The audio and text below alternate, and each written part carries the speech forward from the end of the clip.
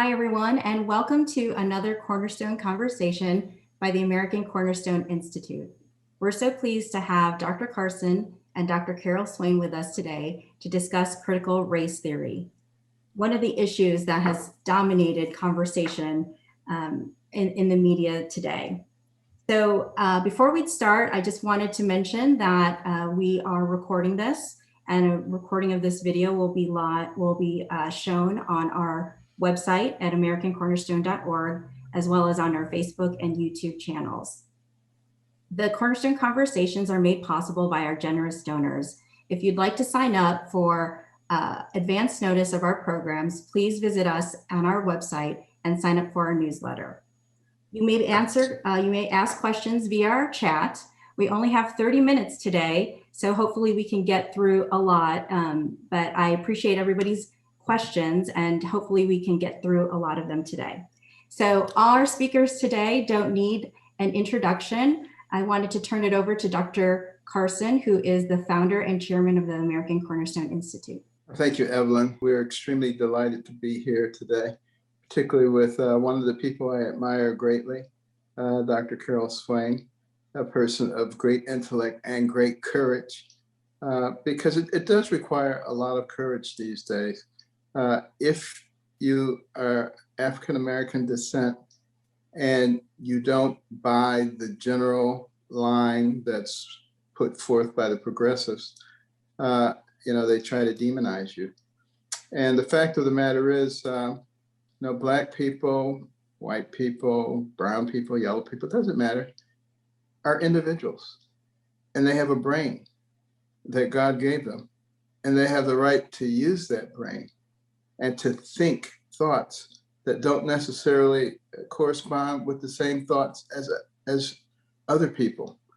And the thing that really determines who a person is, as Dr. Martin Luther King emphasized so strongly, I suspect he'd be quite disappointed with critical race theory, is that it's the character that makes the person, not the color of their skin. Critical race theory turns that completely upside down and says the color of the skin makes an enormous difference in terms of who you are and what you should think. And of course, the current president said something that I thought was beyond the pale. He said, if youth are having difficulty deciding between myself and his opponent, you ain't Black. He is the one who determines whether you're Black or not. Are you kidding me? This is so absurd. But I'm glad that we're having the discussion because one of the things I hope people don't forget is that when you create the right environment, such as happened a few years ago under the previous administration, removing tons of regulations, the appropriate kind of tax incentives, other things where you create an environment of growth, what happened? You had the lowest African-American unemployment rate, not since Kennedy, not since Johnson, not since Reagan, but ever. And it happened pretty quickly. And wages were going up. And the whole concept of a rising tide floats all boats is much more consistent with the American philosophy. That's what America represents. And with that, I would love to hear from Dr. Swain. I am delighted to be a part of this. And Dr. Carson, I've always, I don't know how close we are in age, but I have followed you and your career and been so inspired by your life. And as you know, my life, was very difficult. I was one of 12 children, born and raised in rural poverty, dropped out of school after the 8th grade, married at 16, had my first child by 17. By the time I was 21, I had 3 small children.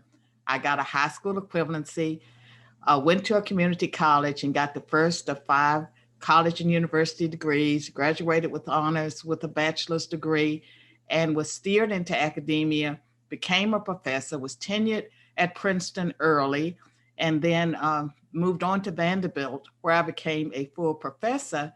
And I enjoyed winning national prizes and getting lots of accolades, signing bonuses, until I became a converted Christian, had a conversion experience, and increasingly became more conservative.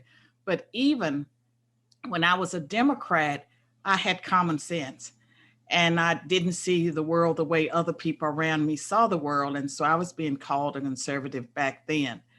And this critical race theory, when I was in school, you had professors, that were Marxists, and they were talking about some of these ideas. I wasn't interested in it. And it was only later, after President Obama was elected, that I became very curious, because I saw the impact it was having on the academy and on my life as a professor and the people around me. And so my last 4 years of teaching at Vanderbilt, I'm retired now, I focused on the impact of communism on American political life and culture. And it was a class that had a waiting list, and it was a class where I did not allow political correctness. It was a free speech zone. And what I see taking place today with critical race theory, I believe it is the civil rights challenge of our time. I think that's incredibly important statement. And interestingly enough, just taking the 30,000-foot view here, if you're trying to fundamentally change a society, you have to create a lot of dissatisfaction with the society as it exists now. Now, what easier thing is there than to say that something you don't like is there because of racism, because of inherent racism, and that it's invaded our systems. It makes our laws unlawful. It just goes on and on. But here's the key. The saviors can come in and they can rectify all of this. Yeah, but Dr. Carson, I believe that the reason we're having all of this stuff about systemic racism and critical race theory is because the political left, everything they have pushed has failed. And so it's really a distraction and a diversion. And when it comes to systemic racism, I was born in 1954. I was born into systemic racism. I watched it crumble. I watched the Civil Rights Act of 1964 being passed, the Voting Rights Act, 1965, open housing, 1968. And what I saw develop and evolve was a system that created opportunities for people like me. And I can tell you that many of my mentors, most were white. And there was a reason for that. I was so poor that none of the Black middle class people were interested in people like me because they knew we were going to fail. And so my experience has been being encouraged by people that, some people would say were conservative, but racist. They offered a helping hand. I see America as a land of tremendous opportunities. And I love my country and I hate what's happening to it. Well, you and I were born very close at the same time. And so we've seen a lot of the same stuff. And, when I was a youngster growing up in Detroit and Boston, there was real racism at that time. It was everywhere you looked. And when I was in junior high school, for instance, I had gone from the bottom of the class in the 5th grade to the top of the class in the 7th grade. You mean studying works? It actually worked. Reading made a big difference. And, they gave out a special award in the 8th grade for the student with the top academic performance. And I was pretty sure that was going to be me. Take my report card to every class and the teacher would put the mark on. They were all A's. I got to the last class. It was band. I was very good in band, by the way. And the turkey gave me a C because he wanted to ruin my report card. I wouldn't get the award. Well, to his chagrin, band didn't count. So I won anyway. And at the ceremony with all the parents and teachers and everybody there, one of the teachers got up and chastised all the white kids because I was the only Black kid. you obviously are not working hard enough. There is no way that this young man, with all the hardships, and she throws all that in, should be number one. But that was what people actually believed in those days. Right. I don't think people actually believe that anymore. There's been enough examples of Black people. And, that was one of the good things about affirmative action. In those days, you needed to give people a chance to demonstrate what they can do. That has been demonstrated now. And what do you have? You have Black admirals and generals and CEOs of major corporations, Fortune 500 companies, universities. We've had a Black president. We have a Black vice president. I mean, to sit there and say that things have not dramatically changed is a denial of reality. It certainly is. And unfortunately, a lot of the children of these Black successes, Black leaders, have been steeped in the critical race theory that argues, that America is a terrible country, that that white people set it up to advantage themselves, that there's a property interest in whiteness, and they've redefined white supremacy to cover all white people. Now all white people are white supremacists. They need to divest themselves of their whiteness. They argue that racism is permanent, which means that if racism is permanent, and I believe it as a Black person, that means I'm permanently a victim.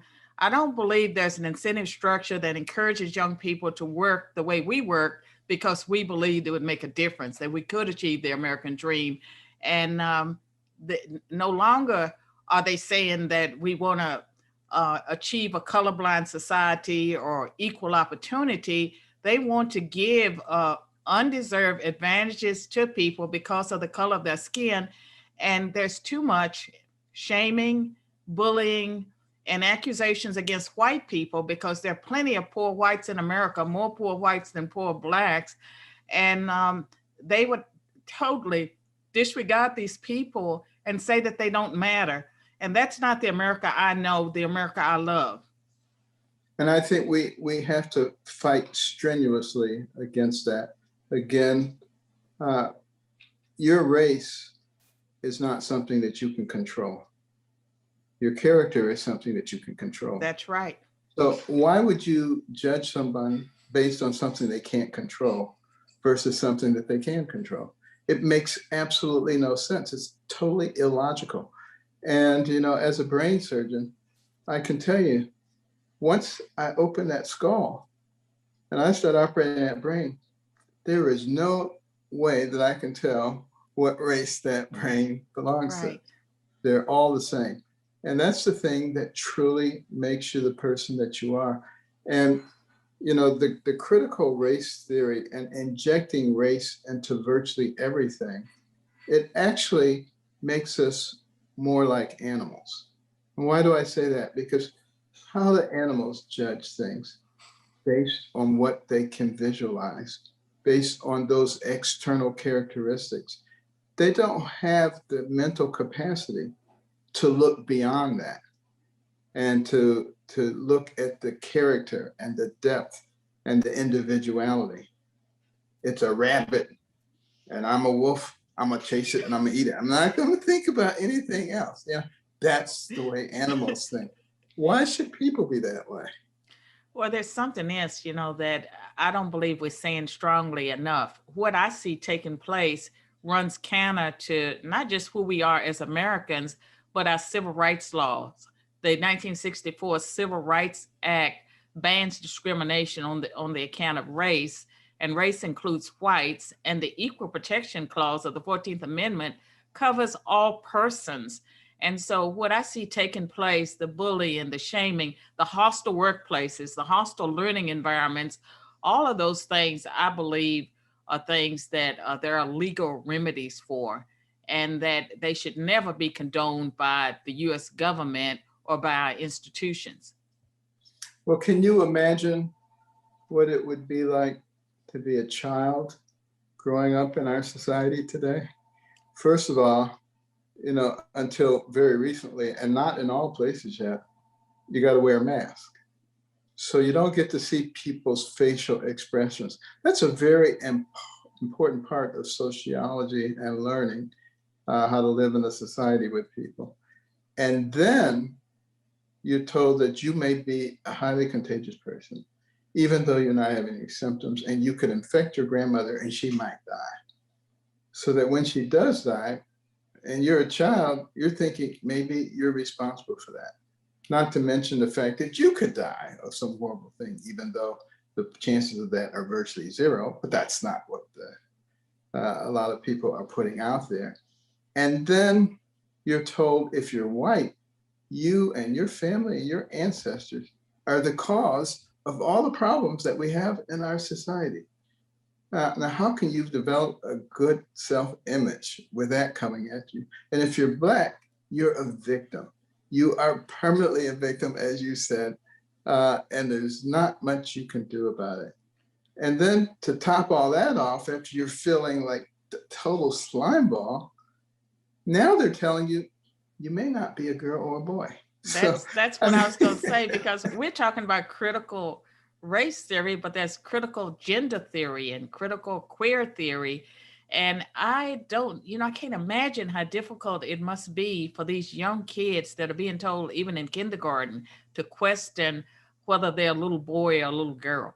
Yeah, it's almost child abuse. It's What we're evil doing to them. and child abuse, especially all about these hormones that they're giving children that will permanently affect their bodies when it comes to their ability to have children and to have a normal life. Well, to me, all of this stems from the fact that we've moved away from some of the fundamentals that help make this into a great nation. There was a study that was done by the Brookings Institute on poverty, and they concluded that there were a few things that you could do that would guarantee that you would, or that would assure that you would not live in poverty. You'd have a 2% or less chance of living in poverty. Number one, finish high school. Go ahead and get that basic education that allows you to function in society. Number two, get married. Number three, get a job. And number four, wait until you're married to have children. Now, these are things that we used to know. This is news now. In fact, you're not even supposed to say a lot of those things because somehow you are denigrating anybody who is in a situation other than that, which is not the case at all. You're just saying those are the things that tend to lead to stability and success in society. And we'd be willing to talk about that, particularly in the Black community, because when you look at what has happened over the last half century in terms of marriage, family, church attendance, faith in God, it's been devastating. And as those things have departed, those were the very things that allowed Black people to survive slavery and Jim Crow and segregation and all the unfairness that occurred. Now, when you remove those things and you still have to face adversity, it becomes very easy for you to adopt a victim mentality, a sense of entitlement, and all of these things. And this is not to say that bad things haven't happened. They have. I mean, yesterday was the 100th anniversary of the Tulsa riots in Greenwood. I mean, that was despicable. It was horrible. No words to describe it. But it happened. Worse things than that happened. They're not all documented. But the fact of the matter is, we have moved on. We have to learn from those things. We can't bury those things. Right. We can't rewrite those things. We have to say, how did that happen? And let's make sure that it never happens again. You can't make sure it never happens again if you don't talk about it and if you don't deal with it. So we cannot abide this rewriting of history this tearing down of everything, this renaming of everything. What we really need to do is say, who are these people? What did they represent? What was going on at the time? What can we learn from that? And how can we take that and move forward and make progress in our society? Well, a couple of things I'd like to say is that even if you made a mistake, in my case, I was a high school dropout, so I needed a high school equivalency. I went to a community college. I got a second chance. That America is a land of tremendous opportunities. And so you can start anywhere changing your life. And there are people, in their 30s and 40s that decide to go back to school. This is the kind of nation where that's possible. And when you look at Tulsa and all the bad things that have happened, I really like Bob Woodson's approach. He looks at the resiliency of Black America and how did they build Black Wall Street? The government didn't finance the building of that city and all the success. There were no affirmative action programs or set aside programs. That should be the story that we focus on, the successes we have been able to achieve as Americans working together across color lines. That is such an important piece of information. And in fact, Black Americans own more than $1 trillion of assets. There's less than 10 countries in the world that have $1 trillion GDP. So just to put that in perspective. Now, what if the Black community learned, like the Korean community, the Jewish community, to take money and turn it over a couple of times in their neighborhood before it goes out? Can you imagine the wealth that could be built? Instead of allowing people to convince you that you're a victim, or allowing you to develop a crab mentality, where if one starts crawling out the barrel, you pull them back down. Those things have been going on for a long time. And if there is any systemic racism, it's on behalf of people who have very cleverly, ever since slavery, manipulated. They would tell the house slaves that you're better than the ones in the yard. They tell the yard ones that you're better than the ones in the field, and create that conflict. Because in many cases, in some of the states, Alabama, Mississippi, there were actually more slaves than there were whites. Right. And they were afraid that if there was an insurrection, they would not be able to deal with it. So they had to keep that going. And then after abolition of slavery, insinuate the idea that the ones with lighter skin better than this one, and the ones with the black skins are really the worst ones. And, there's always been this tension. And now in today's society, you cannot agree with this Black person if they have a different way of thinking. Let's keep the tension there. Let's keep the hatred there. And people keep falling for this stuff. We gotta get people to realize there's more than one way to skin a cat. And you have to be open-minded, you have to listen, you have to discuss, you have to look at the facts, like that Brookings study I talked about, and let that orient the way that you do things. At HUD, for instance, we really emphasized self-reliance and expanding the programs that would create self-reliance, and creating things, like Envision centers, where that young mother who has 2 or 3 kids, who hasn't finished high school, can come find out how to get childcare, how to get her GED, how to get advanced training, how to become self-sufficient, how to teach that to her kids.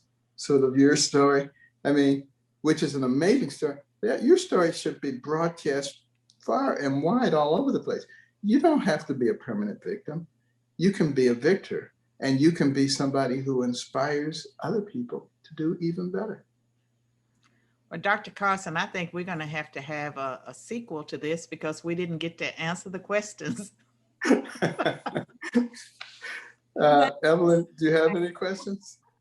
We do have some questions, and we're just at the end of our time almost. So Dr. Swain, I think you're right. We're going to have to continue this conversation another time. But One of the things that, critical race theory has been discussed about a lot is in the elementary education system. And a couple of our questions are from teachers and school board members about what they can do to try to push back against implementing CRT in their classrooms. Any thoughts on that, Dr. Swain? Yeah, one of the things that I mentioned is I'm working on a book, Critical Race Theory, a guide for the perplexed, that I hope to have available by July 1 that will offer some strategies. And I think that you're on safe ground when you point out the shaming and bullying of children. It's un-American, not consistent with who we are. It runs counter to our civil rights laws. You're not supposed to discriminate against any group because of their race, and that includes white people. And then the Equal Protection Clause.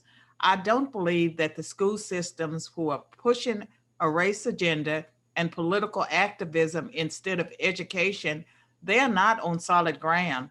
And so I think that if you stand on principle, just principles that we know, that you can have, you can get the upper hand.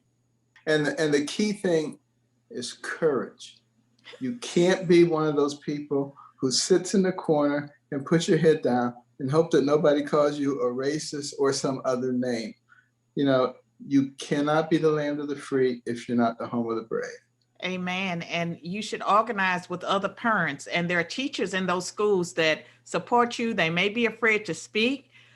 We have to organize. And then again, staying on principle, and the principles are on your side. Absolutely, that's great. And I'm so sorry we're running out of time here, but I wanted just to turn it over to Dr. Carson for some closing remarks. Well, first of all, I just want to thank Dr. Swain for just her eloquence and her compassion. And I just want everybody to know that this is not a problem for one group or another. This is a problem for all of us. And we need to recognize that the United States of America, United States of America, is a strong nation, too strong to be brought down by China or Russia or Iran or North Korea or anyone, but we can be brought down by ourselves. We, the American people, are not each other's enemies. We must stop allowing ourselves to be manipulated by things like critical race theory and other things that tear us apart, do not bring us together. We can do this. We've faced greater challenges than these, and we can go on to greater things than we've ever accomplished before. But each one of us has a part to play. Hear, hear. Great, thank you so much. And Dr. Swain, it was so great to have you on. We will definitely have you back, and we look forward to seeing your book. For those of you in the audience, I apologize for not getting to all your questions, but hopefully we can have another Cornerstone conversation on this in the near future. For a recording of this and our other Cornerstone conversations, please visit our website at americancornerstone.org. Thank you.